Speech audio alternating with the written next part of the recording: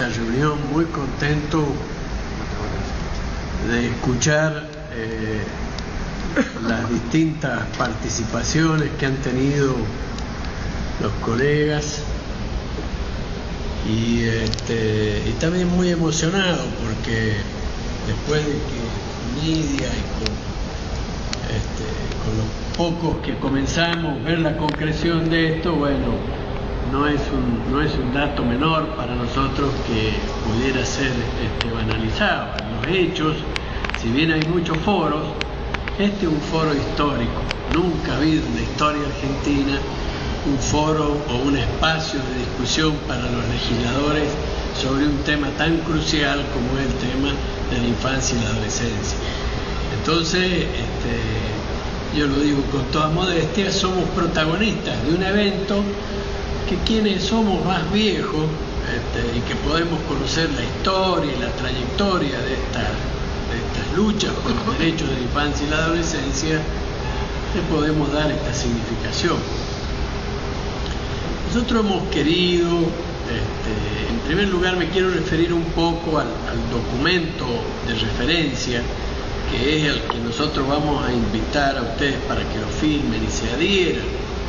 Nosotros hemos colocado a este foro en términos de una tradición histórica y de luchas por los derechos de los niños, que han tenido largos desarrollos, pero que han venido a concretarse en una serie de instrumentos de derechos humanos, como son la Convención Internacional de los Derechos del Niño, las reglas de Beijing, la Convención de Riad y una serie de instrumentos jurídicos de derechos humanos que han sido reconocidos por las leyes argentinas y muchos de ellos incorporados y tienen jerarquía constitucional. De manera que el marco teórico de este foro es un foro que se inscribe en esa tradición. No podríamos, por ejemplo, invitar a este foro a una persona que empezara que hay que bajar la edad de imputabilidad de los menores. Es decir, estamos colocados dentro de una historia, de una trayectoria, etcétera, en términos de los cuales este foro se trata de ahora en adelante de empujar la pelota hacia adelante. Creo además que todos sabemos, los que venimos de largo tiempo más, de que las leyes no son suficientes. Yo he participado en Ginebra cuando se discutió la Convención Internacional de los Niños, he participado en varias conferencias internacionales, he participado en la conferencia de Alma Ata de Salud para Todos del año 2000, he participado en la redacción del plan para lograr las metas establecidas y definidas por la comunidad internacional en la primera cumbre internacional sobre la infancia y la adolescencia. He formado parte de comisiones de muchos organismos, primeras reuniones de primeros mandatarios, cumbres iberoamericanas, etcétera, donde se ha tratado el tema de la infancia. Y puedo decirle de que efectivamente, si uno lee esos documentos se va a dar cuenta inmediatamente por la fraseología, por los verbos que usan, de que cada uno remite al anterior. Por ejemplo, se reúnen los ministros y dicen reiteramos, volvemos a declarar, redefinimos la siguiente escala de prioridades, exhortamos a los gobiernos a que hagan esto. Quiere decir que todas las exhortaciones estas se refieren a documentos anteriores que no tuvieron efecto o que no se materializaron. Entonces es cierto, el orden jurídico tiene una fragilidad constitutiva que hace que no porque la ley exista quiere decir que la ley se va a cumplir. Y esto no deviene de una cuestión meramente institucional. Deviene el hecho de que generalmente los derechos sociales no son derechos, son habilitaciones, se conceptualizan como habilitaciones para la lucha. No son derechos civiles que un individuo puede decir al Estado o plantearse ante un juez: yo soy pobre deme las garantías que establece la Constitución. No son derechos individuales, son derechos de la sociedad, son derechos, con esta palabra desgraciada, que son derechos difusos. Entonces, para su concreción se requiere de lucha. Los derechos sociales siempre se han concretado a través de luchas, y esas luchas han tenido una expresión política que luego se ha materializado en los derechos.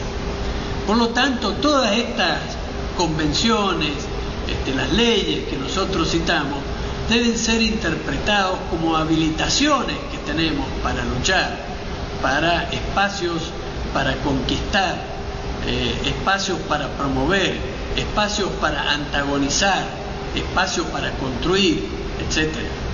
De manera de que la ley tiene ese sentido para nosotros y tiene además un sentido político que aquí se ha expresado, que creemos que en esta circunstancia histórica, en esta circunstancia política histórica que pasa el país, hay una oportunidad excepcional para crecer en el ámbito de los derechos humanos y para particularmente crecer en el ámbito de la concreción de los derechos de la infancia y la adolescencia. Entonces creo que en esta confluencia de esta historicidad que tiene una significación política muy importante, que está planteada en América Latina y que lógicamente está planteada también en nuestro país, en las distintas regiones, creo que están dadas las circunstancias para que nosotros tengamos esta habilitación, dinamicemos nuestras oportunidades para concretar largas cuestiones que vienen en la agenda histórica de los niños, de las niñas y de los adolescentes. Y teniendo siempre en cuenta de que esta historicidad es una historicidad dinámica, en donde nosotros debemos responder a las circunstancias que no pasan necesariamente por nuestra cotidianidad. Por ejemplo, hoy día la sociedad argentina está dispuesta a discutir ¿qué? La baja de la edad de la imputabilidad de los menores. Entonces no está dispuesta a discutir el presupuesto. Ahora se constituye, en esta circunstancia está discutiendo eso. Y nosotros, se nos abre esa circunstancia para que nosotros hagamos nuestro pronunciamiento. No tan solamente por la baja de la imputabilidad, sino por la significación política que tiene la agenda de la infancia y la adolescencia en el contexto de una cultura, como se nombró aquí, que es una cultura que nosotros debemos transformar. Ahora fíjense bien, el tema de la infancia y la adolescencia es un tema estratégico. La cultura dominante y la cultura hegemónica utiliza siempre palabras que no son palabras que desarticulan y distorsionan los discursos. Por ejemplo, se utiliza la palabra menor, queriendo decir de que la minoridad es algo pequeño, algo que no tiene sentido, tiene una connotación despectiva, peyorativa. Aun cuando nosotros hemos salido de la ley Agote que definía al niño como un incapaz, hemos salido de eso, seguimos usando la palabra minoridad, que remite exactamente a esta idea de que el niño no tiene las capacidades, que un niño no puede pensar, que un niño no tiene los atributos en desarrollo para reconocerlo como una persona sujeto de derechos y sujeto de dignidad. Fíjense, la palabra infancia cuando surge en el siglo XVIII tenía dos instituciones que eran las instituciones que enmarcaban su soporte conceptual. Una era la familia, que se encargaba de la asociación, de la socialización primaria, y la otra era la escuela, que era la que se encargaba de la socialización secundaria. Y se presuponía que el concepto de infancia era un concepto que estaba apoyado sobre una teoría de la transmisión. O sea, el niño tomaba lo que venía de atrás, lo llevaba al presente y eso mismo lo transmitía hacia el futuro. No había una discontinuidad. El niño y la niña se ofrecían o eran parte de un proceso lineal que se creía que era un proceso continuo. Y en esta continuidad, obviamente con una lógica adultocéntrica, la infancia era un estado menor al cual había que abandonar. Nosotros teníamos que dejar de ser niños para tratar de llegar a ser adultos. En vez de la infancia constituirse en el estado del cambio, de la continuidad, de lo emergente y de lo nuevo, la infancia era lo que había que dejarse para volver a la centralidad del mundo del adulto, del que tiene el poder, del que tiene el dominio, del que no le reconoce derechos. La infancia quiere decir etimológicamente el que no puede hablar.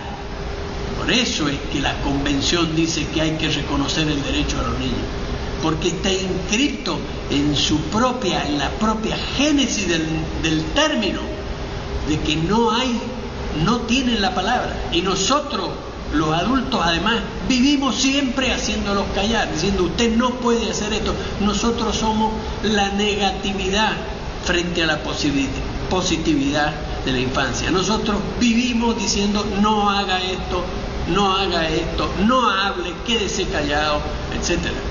Nosotros además creemos que tenemos la absoluta titularidad de la experiencia. Un niño no puede, yo te aconsejo que vos hagas esto. Y ha habido determinadas metáforas que han sido metáforas nefastas en la construcción de esos conceptos, que bajo una idea, digamos, positiva, centrada en una idea de la familia, se retrotransmite, pero no representa adecuadamente, digamos, la realidad y la potencialidad que un niño y una niña tienen. Una de ellas es la metáfora del árbol. El árbol en donde un niño es un gajito y ese gajito va a una rama y la rama va a otra rama más grande y de ahí va un tronco y después ese tronco va a la raíz. Ese niño ahí es parte de un árbol, no puede hacer nada, está todo escrito para él. Es la última parte decorativa de un árbol en donde está entroncado una raíz, está entrancado a una tradición, está entroncada una historicidad, donde el niño, su única función es formar parte de esa totalidad de ese árbol.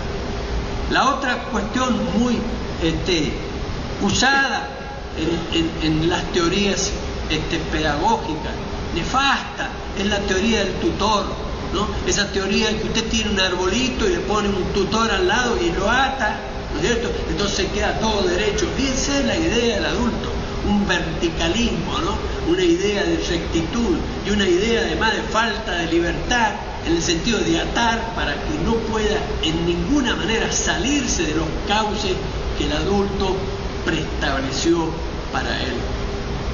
Entonces, esto es una cuestión que ha hecho que la infancia no sea pensada desde un proceso de discontinuidad. La infancia no es una fotocopia del adulto, no es más de nosotros, es un discontinuo. En algún momento viene una tijera y corta un cordón umbilical y se inicia un proceso de ser en el mundo, una natividad, algo nuevo, una separación dramática, dolorosa, pero se aparece ahí desde el inicio una discontinuidad profunda. La infancia no es lo mismo que el adulto. Tampoco la infancia representa algo, siguiendo este concepto de continuidad, representa la sincronía. Es decir, esta idea que expresé de la teoría de la transmisión. O sea, tenemos un mundo sincrónico en donde el niño, ¿no es cierto?, va a cumplir determinadas funciones que esta temporalidad a él le ascribe. No, el niño es diacronía, es una cuestión que implica un corte, una discontinuidad radical con el orden establecido. Por eso es que la infancia es una categoría emancipatoria. La infancia es una solicitud de libertad, Fíjense, el niño es en esencia el estado prelingüístico, porque el niño no sabe hablar. Si el niño no sabe hablar, quiere decir que el niño no ha entrado al lenguaje. Y como no ha entrado al lenguaje, no ha entrado todavía una sintaxis de la vida. O sea, cuando uno entra a la sintaxis de la vida y entra al lenguaje, entra al mundo. Y entra al mundo el mundo de lo negativo y al mundo que lo va a tratar de disciplinar y lo va a tratar de oprimir. Mientras tanto, el niño que no ha entrado al lenguaje, ¿qué representa? Todo lo que no hay, todo lo que no está en el lenguaje. Y todo lo que no está en el lenguaje es esencialmente lo que no ha sido dicho. Y lo que no ha sido dicho es la libertad, porque es el ámbito específico en donde, como no está dentro del lenguaje, es nuestra única posibilidad, es el recinto de la libertad del hombre, y es el recinto de la experiencia. Porque ¿cuál es la experiencia? La experiencia es lo que no ha sido dicho, y lo que no ha sido dicho reside esencialmente en ese mundo prelingüístico que es el mundo de la infancia. Por eso la infancia es la patria de la libertad del hombre, y es por eso que la infancia es una categoría emancipatoria. Y es por eso que todos los poderes constituidos buscan conquistar y dominar este ámbito, porque ellos saben que es ahí donde se cambia el mundo, es ahí donde se cambia el orden establecido de las cosas, es ahí donde está la potencia generativa. Por eso es que la cultura también presente, una cultura marcada por una temporalidad signada por la muerte. Nosotros hemos vivido y vivimos para morirnos. Tenemos un sentido de la vida que la cultura que nos dice es teleológico, está orientado hacia nuestro final. Somos definidos como hombres y mujeres mortales. Si ustedes quieren entender una novela, la novela se entiende ¿por qué? Por el capítulo final, por el fin. Cuando uno llega al capítulo final es cuando uno entiende cuál es la lógica que expresa toda la novela. Lo que nosotros queremos acá propiciar es casualmente una vuelta de tuerca muy importante, que es que en vez de ser mortales definamos a los hombres como hombres natales. En vez de irnos hacia el fin, hacia el final, comenzar por el inicio, comenzar por la natividad, comenzar por la generación de la vida, por donde está la verdadera potencia autogenerativa que tiene la humanidad para poder transformarse. De manera que nosotros, lo que quiero dejar como mensaje, es que nosotros no estamos ubicados acá, más allá de las circunstancias políticas, en una cuestión menor o en una cuestión circunstancial. Estamos ubicados en el centro de la transformación y de la posibilidad de la construcción de una cultura nueva. Estamos ubicados sobre la gente social que puede transformar y puede transportar hacia adelante la emancipación y puede terminar con la negatividad del mundo. Por eso es cierto el síndrome de Peter Pan, el hombre que no quiere ser adulto. En realidad, en vez de adultizarnos, nosotros deberíamos tratar de infantilizarnos, porque infantilizarse es retornar al propio principio constitutivo de nuestra libertad.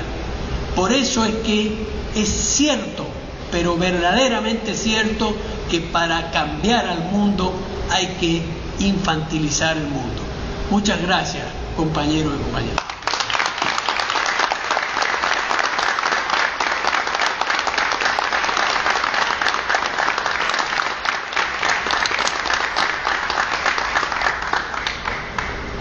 Bueno, los compañeros que estuvieron a cargo de la Secretaría Ejecutiva